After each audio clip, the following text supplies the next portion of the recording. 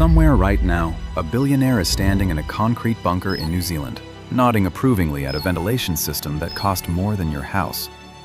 He has freeze-dried food for 30 years, a water filtration system rated for nuclear fallout, a medical suite, a weapons locker, and a helipad. He bought New Zealand citizenship through an investor visa program, built his bunker on a sheep farm in the South Island, and sleeps well knowing that when everything falls apart, when the grid fails, when the supply chains collapse, when the rest of the world tears itself to pieces over the last barrel of oil, he'll be fine.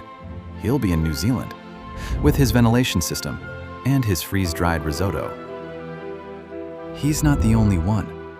Dozens of ultra-wealthy individuals have purchased property in New Zealand, Iceland, and other remote locations specifically as collapse insurance. Peter Thiel, the PayPal co-founder, famously obtained New Zealand citizenship. Reid Hoffman, LinkedIn's co-founder, told a reporter that owning property in New Zealand among Silicon Valley billionaires is essentially shorthand for, "I have a collapse plan." These aren't conspiracy theorists. These are people with access to better information than you, spending real money on the assumption that civilization might not hold together. Which raises a question that most people treat as a thought experiment, but the ultra-wealthy treat as a logistics problem. If everything goes wrong, nuclear war, pandemic, climate collapse, economic meltdown, pick your apocalypse, where on earth do you actually want to be? Not just somewhere safe, specifically, measurably, scientifically, the best place to survive long-term civilizational collapse. Because not all safe places are equal. Some countries that look perfect on the surface have fatal flaws that would kill you in 6 months. Others that nobody thinks about turn out to have exactly the right combination of factors to ride out the end of the world.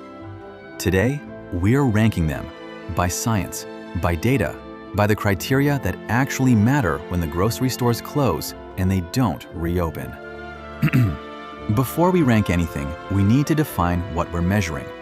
Safe during a global collapse isn't the same as safe during normal times. Switzerland is one of the safest countries in the world right now. Low crime, great healthcare, excellent chocolate. But safe during a collapse requires a completely different checklist. The criteria that researchers and strategic analysts use to evaluate collapse resilience generally fall into 5 categories. First, distance from conflict zones.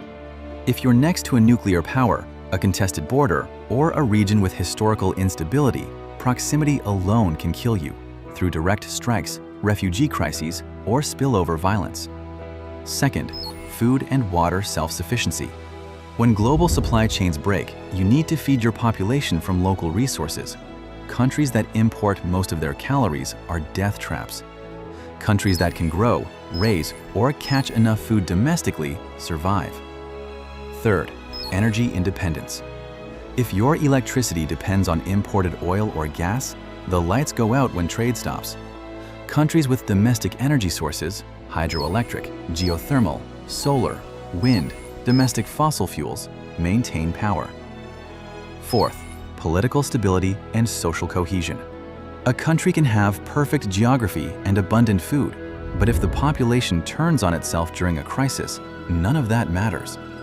Low inequality, high trust, functional institutions, and cultural cohesion matter enormously when stress increases. Fifth, defensibility. Can the country protect itself from external threats? Geography helps. Oceans, mountains, deserts. A credible military helps. Being the kind of place nobody bothers invading because there's nothing strategic to gain helps most of all. With those criteria established, let's rank. Number 5, Botswana. This one surprises people because when most folks think apocalypse survival, they're not picturing Southern Africa. But Botswana checks an extraordinary number of boxes for a country that almost never appears in these conversations. Botswana is one of the most politically stable democracies in Africa and has been since independence in 1966. It has low corruption relative to its region, functional institutions, and a government that has managed its diamond wealth more responsibly than virtually any other resource-rich developing nation. It's landlocked, surrounded by Namibia, South Africa, Zimbabwe, and Zambia, which sounds like a disadvantage until you realize that during a global collapse, being landlocked means nobody is arriving by naval invasion. Botswana is sparsely populated, roughly 2.5 million people across a territory the size of France. It has significant water access through the Okavango Delta, one of the largest inland water systems in the world. The Kalahari Desert covers much of the country, which limits agriculture, but also limits the attractiveness of the territory to any would-be invader. Nobody is conquering Botswana for its farmland. The flaws are real: limited agricultural output, dependence on diamond exports for economic stability, and vulnerability to regional instability if neighboring countries collapse. But as a place to quietly ride out a global crisis without being targeted, invaded, or starved, Botswana is remarkably well positioned for a country that costs a fraction of what New Zealand real estate does. Number 4. Chile. Chile is a long, thin country running down the western edge of South America, bordered by the Andes Mountains to the east, the Pacific Ocean to the west, the Atacama Desert to the north, and Patagonia to the south. It is geographically a natural fortress. The southern tip of Chile, Patagonia and Tierra del Fuego, is about as far from the northern hemisphere's conflict zones as you can physically get while still standing on land. It's over 10,000 kilometers from Washington, Moscow, and Beijing. If nuclear war erupts between the major powers, the fallout patterns, the trade disruptions, and the geopolitical chaos would reach southern Chile last, if at all. Chile is food self-sufficient in most essential categories.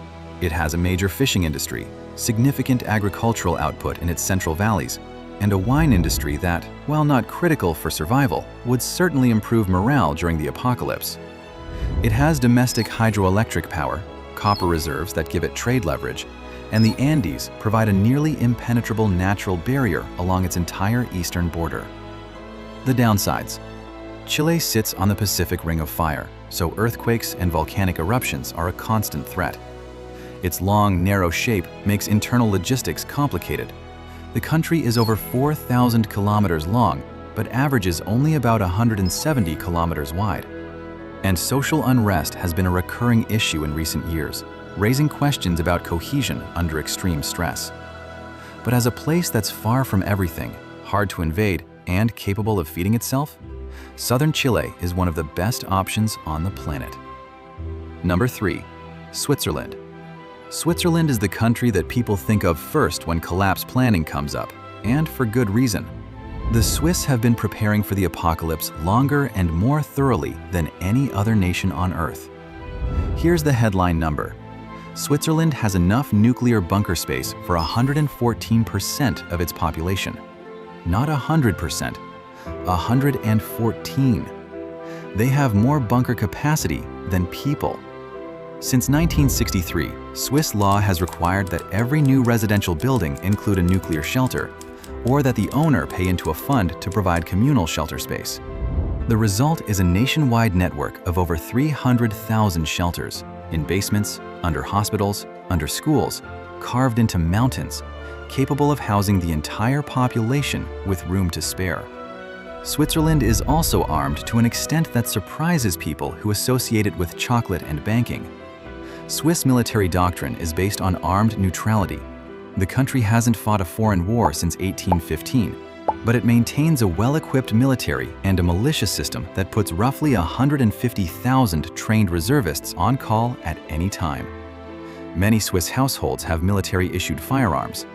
The country is essentially designed to be unconquerable, a mountainous fortress full of armed citizens with underground bunkers and enough stored supplies to outlast a siege. Energy is partially covered by hydroelectric and nuclear power, though Switzerland does import some energy. Food self-sufficiency is the weak point. Switzerland imports roughly half its calories. In a prolonged global collapse where trade ceases entirely, feeding 8.5 million people from domestic agriculture alone would be extremely difficult. The alpine terrain that makes Switzerland defensible also limits arable land. Switzerland is the best prepared country on Earth for a short to medium-term collapse. For a long-term, permanent breakdown of global systems, the food math gets uncomfortable. But if you need somewhere to survive the first 5 years, there is literally nowhere more prepared. Hey, if you're enjoying this video, do me a quick favor. Hit that subscribe button and tap the bell so you never miss a new video. It genuinely helps the channel more than you know, and I'd love to have you as part of the community. All right, top 2. Number 2, Iceland. Iceland is a volcanic island in the North Atlantic with a population of roughly 380,000 people, which is fewer than the number of people in Tulsa, Oklahoma. It is remote, isolated, and powered almost entirely by energy that comes from the ground beneath it. Iceland's geothermal energy infrastructure is its superpower. The country generates nearly 100% of its electricity from renewable sources, roughly 70% geothermal and 30% hydroelectric. When global oil markets collapse, when natural gas pipelines shut down, when coal supply chains disintegrate, Iceland keeps its lights on. It heats its homes, powers its industries, and runs its greenhouses using heat from the Earth's core. That last part is critical.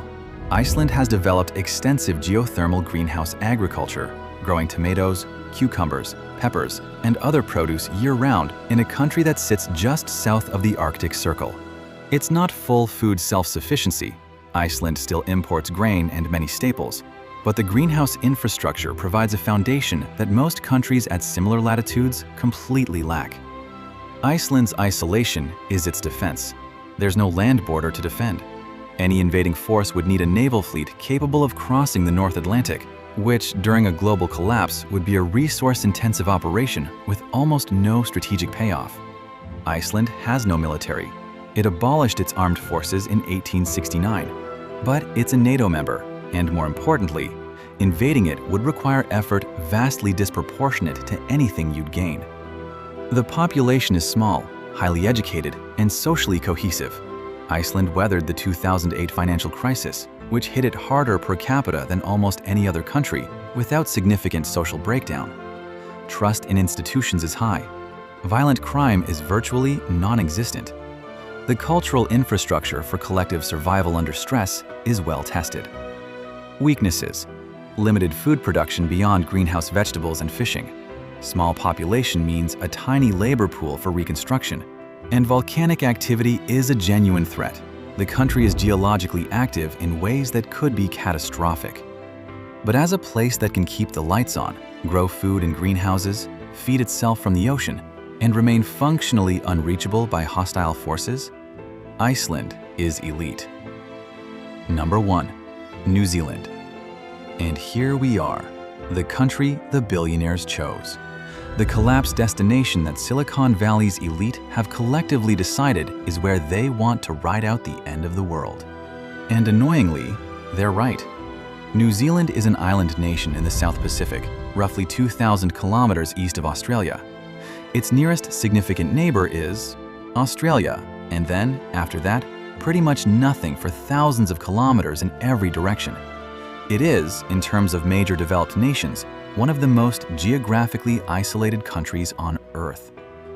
The isolation alone is a massive advantage. In any scenario involving nuclear war between Northern Hemisphere powers, New Zealand is about as far from the blast zones as possible.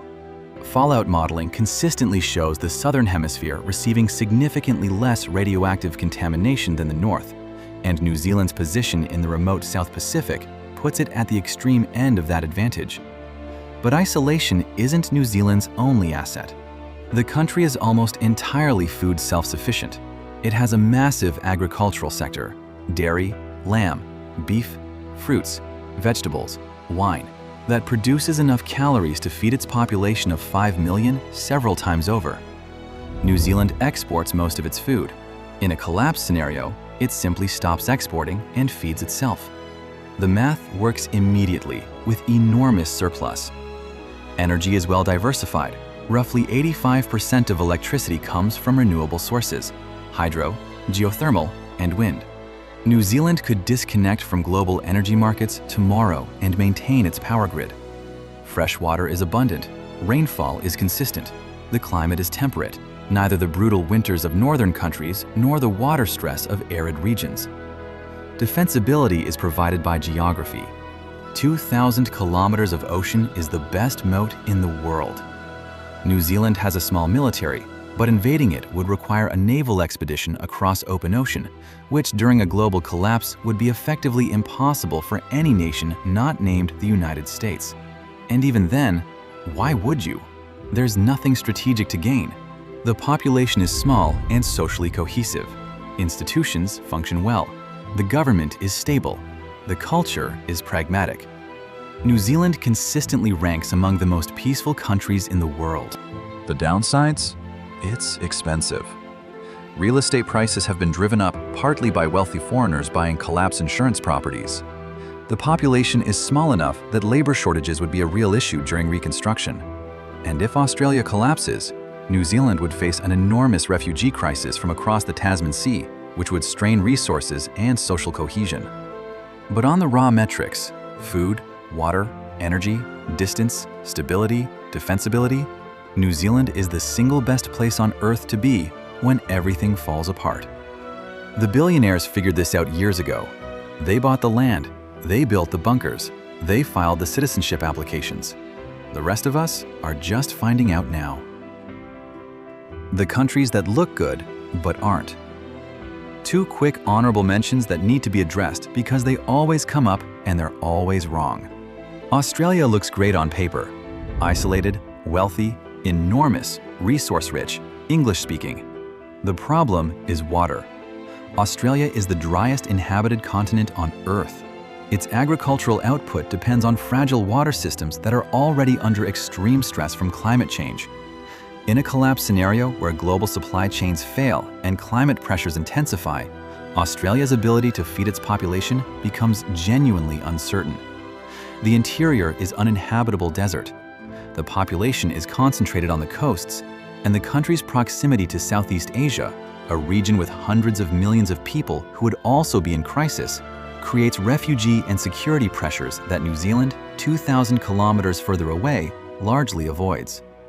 Canada is the other popular answer. Massive territory, abundant freshwater, low population density. The problem, as we covered in a previous video, is that 90% of that territory is functionally uninhabitable. Permafrost, no agriculture, no infrastructure, apocalyptic mosquitoes. The livable part of Canada is a narrow strip along the US border, and in a collapse scenario, that strip shares the world's longest undefended border with 330 million desperate Americans. Canada's advantage of being next to the United States becomes a catastrophic vulnerability the moment American stability fails. That's the list. New Zealand, Iceland, Switzerland, Chile, Botswana. 5 countries that the data says give you the best chance of surviving a global collapse, ranked by the factors that actually determine long-term viability when the systems we depend on stop functioning. Will any of this matter? Probably not. Most collapse scenarios remain unlikely in any given decade. The global systems we've built are more resilient than pessimists assume, and human beings are remarkably good at muddling through crises that look unsurvivable from the outside. But if you've made it to the end of this video and you're feeling uneasy, if you're looking at real estate listings in Queenstown or Googling Icelandic citizenship requirements, just know that you're not alone. A class of people with more money and more information than you have already made their moves. The bunkers are built. The citizenship papers are filed. The freeze-dried food is stacked floor to ceiling. The question isn't whether collapse is coming. The question is whether you'll be in New Zealand when it does, or whether you'll be watching the news from somewhere considerably less prepared, thinking about all the times you almost bought that plane ticket. Sleep well. And thanks for watching the series. See you next time on Atlas Unknown.